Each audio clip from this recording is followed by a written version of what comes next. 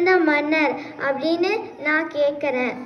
நீங்கள் சொல்லலாம் Alexander the great இல்லை அசோகா தி கிரேட்.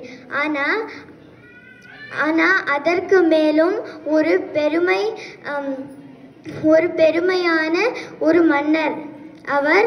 அவருடைய பெயர் ராஜராஜ சோழர்.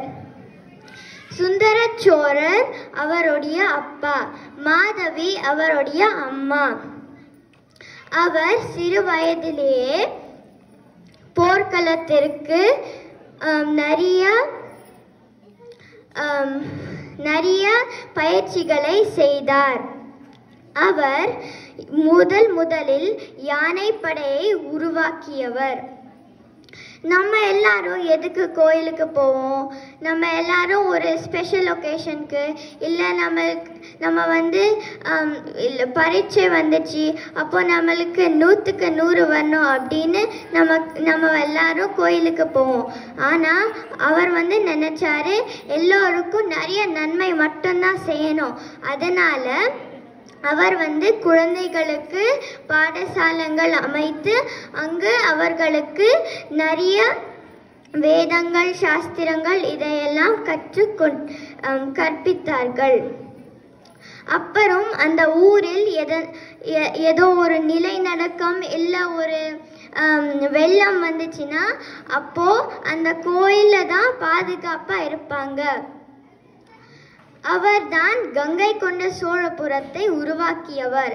அவர் ஒரு நாள் பயணம் போனார். நம்ம எல்லாரும் தேங்க்ஸ் கிவிங்க்கு அப்புறம் கிறிஸ்மஸுக்கு எல்லாரும் நம்ம ட்ரிப்புக்கு போவோம், இல்லை வெக்கேஷன் போவோம்.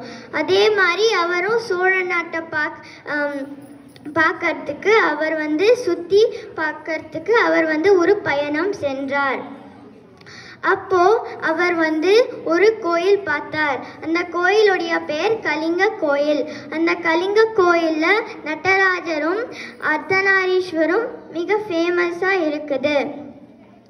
அவர் அந்த கோயிலை பார்த்து நானும் ஒரு கோயிலை கட்டணும், நானும் ஒரு பெரிய அடையாளமாக நானும் ஒரு கோயிலை கட்டணும் அப்படின்னு நினைச்சாரு. அப்போ அவர் கங்கையை ஆண்ட ஒரு மன்னரை அவர் காங்கர் பண்ணாரு.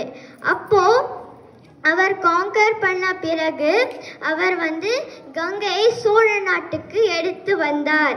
அப்பொழுது அவர் அதன் வெற்றிக்கு அடையாளமா அவர் கங்கை கொண்ட சோழபுரத்தை அமைத்தார். அவர் அந்த கங்கை கொண்ட சோழபுரத்திற்கு நிறைய உழைப்பாளர்கள் தேவைப்பட்டன. அதனால ஊர்ல இருக்கிற எல்லா மக்களையும் சேர்ந்து ஒரு $1/2 கூட கொடுங்க, அது கூட நம்மளுக்கு கொஞ்சமாவது பயன்படுத்தும் அப்படின்னு அவர் நினைச்சாரு. அதனால அவர்கள் ஒரு $1/2 கொடுத்தாலும் அவர்களுடைய பெயர் கோயிலுடைய வால்ஸ்ல எழுதியிருக்குது. அவர் யானையெல்லாம் வச்சு பாறையை உடைச்சாரு. ஆனால் நாம் இன்னைக்கெல்லாம் ஒரு கோயில் கட்டணும்னா மண் எடுக்கிறதுக்கு புல்டோசர், இல்லை பாறை தூக்கிறதுக்கு ஒரு கிரேன் வச்சுருக்கோம். ஆனால் அந்த காலத்தில் எந்த மெஷின்ஸும் இல்லை. அதனால் அவங்க ஒரு சின்ன ட்ரிக்கு வச்சு அந்த பாறைகள் எல்லாம் உடைச்சாங்க. எப்படி தெரியுமா? வாங்க நான் சொல்லுறேன். அந்த பாறையில் கொஞ்சோண்டு தூண்டிட்டு அதுக்கப்புறம் அதற்குள்ளே நீர் ஊற்றிட்டு நீங்கள் மரம் வெட்டினீங்கன்னா அங்கே ஒரு ஸ்டம்ப் இருக்கும். அதை எடுத்து அந்த நீருக்குள்ளே போட்டுட்டு நீங்கள் வுட்டை தண்ணியில் வச்சிங்கன்னா அது விரிவடையும். அதே மாதிரி விரிவடையும் போது அந்த பாறை உடைஞ்சிடும்.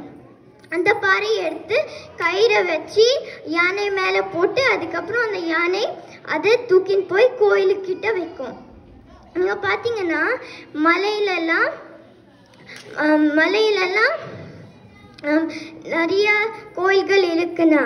ஆனால் அவர் மலை மேலே வைக்கல. அவர் யானைகள் செல்லறதுக்கு ஒரு மலை உருவாக்கி அதை அந்த கல்லை